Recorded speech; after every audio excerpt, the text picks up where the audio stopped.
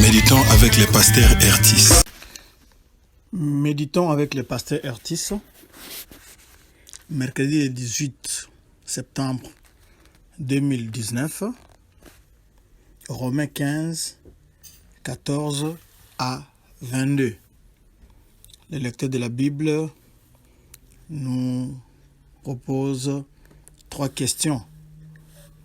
La première, de quoi ou de qui parle ces versets? La seconde, y a-t-il un exemple à suivre ou à ne pas suivre? Et la dernière, quelle vérité Dieu me révèle-t-il? Comme nous le disons toujours, bien sûr, il faut se poser la question de savoir quel verset m'interpelle le plus.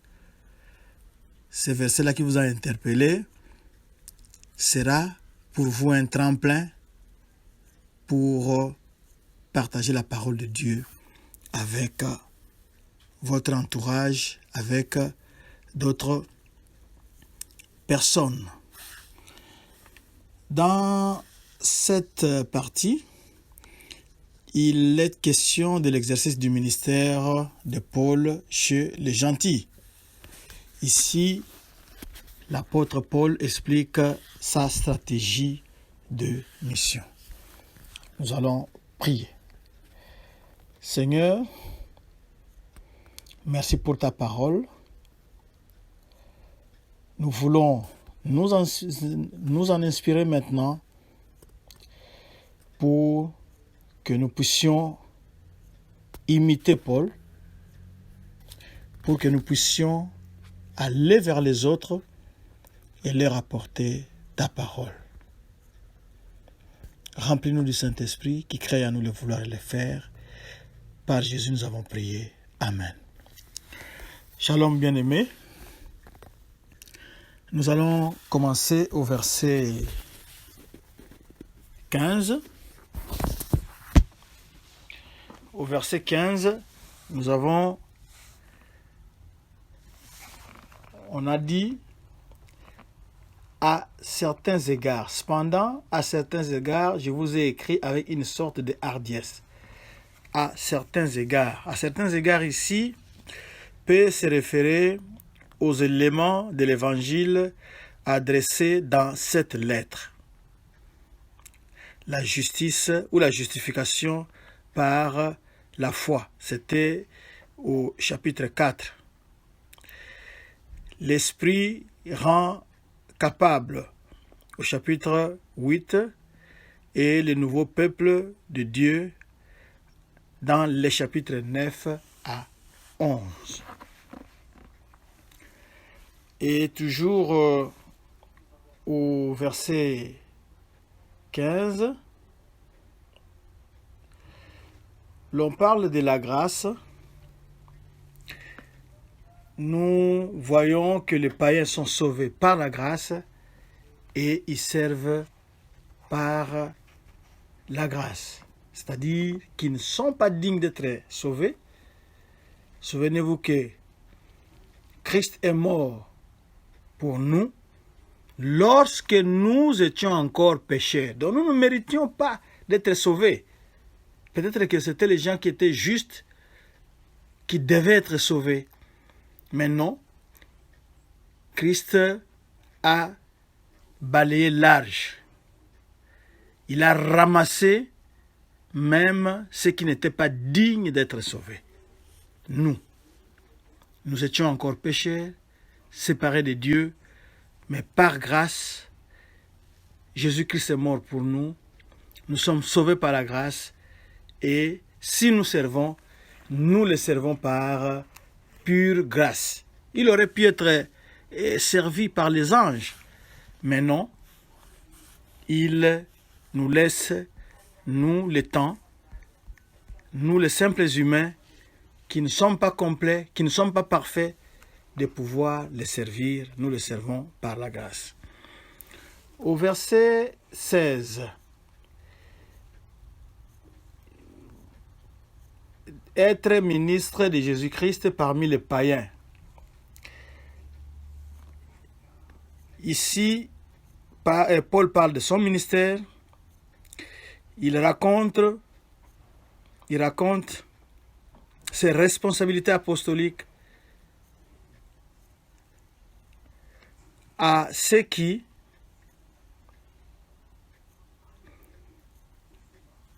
peuvent se rappeler les rôles de prêtres dans l'Ancien Testament.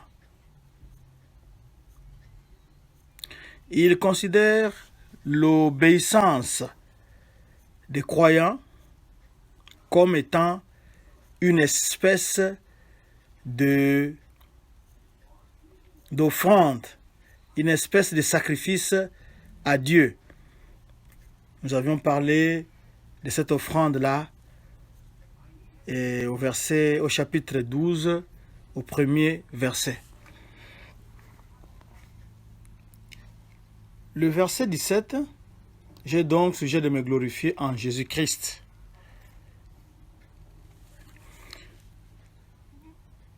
Ici, Paul reconnaît la puissance du Christ dans son ministère.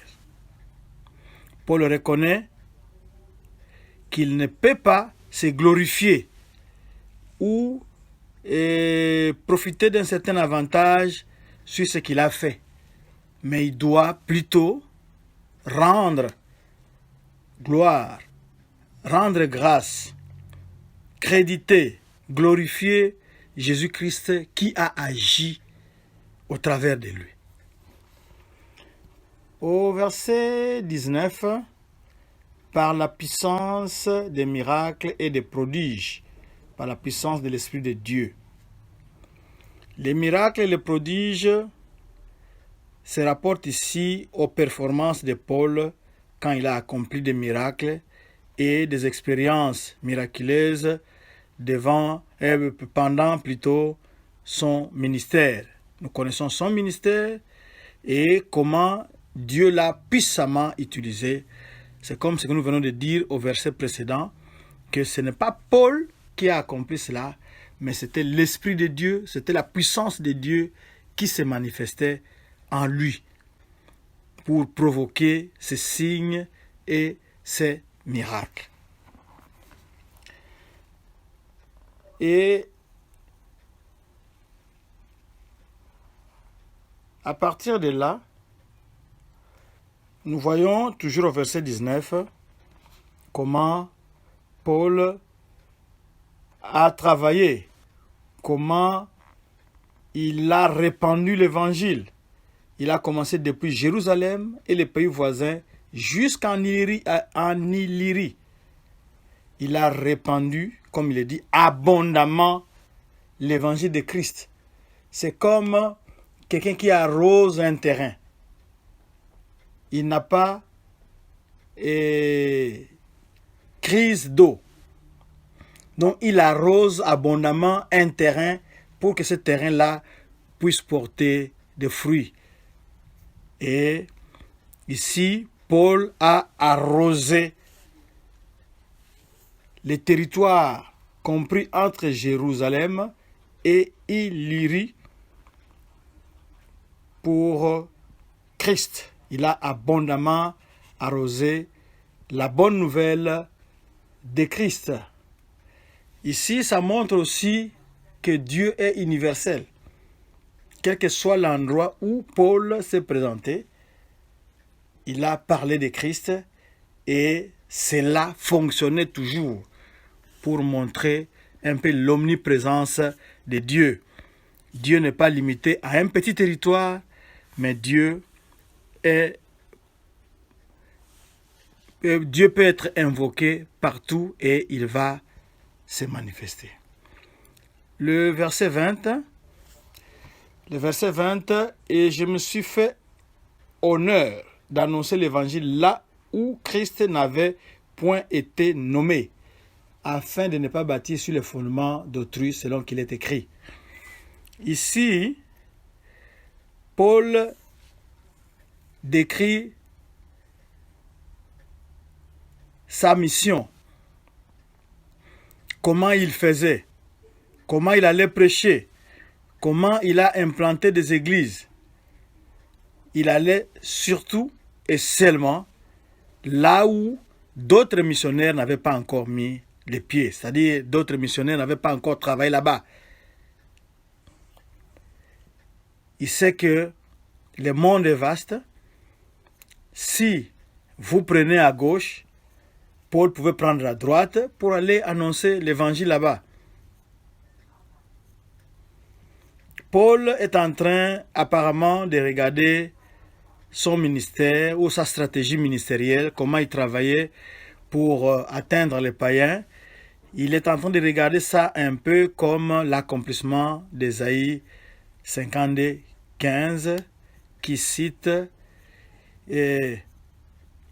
cite ici dans Romains 15:21 en disant « Ceux à qui il n'avait point été annoncé verront, et ceux qui n'en avaient point entendu parler comprendront. » C'est ce qu'il a cité ici. Et bien, nous allons nous arrêter au verset 22.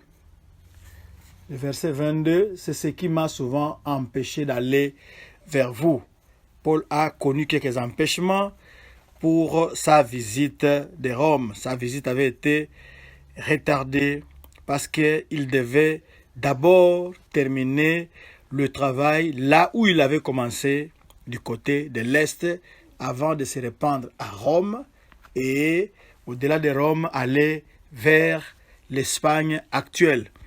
Il a été empêché pour qu'il puisse d'abord terminer. C'est ce qu'il a dit ici. Nous venons de le dire tout à l'heure, que c'était au verset 19.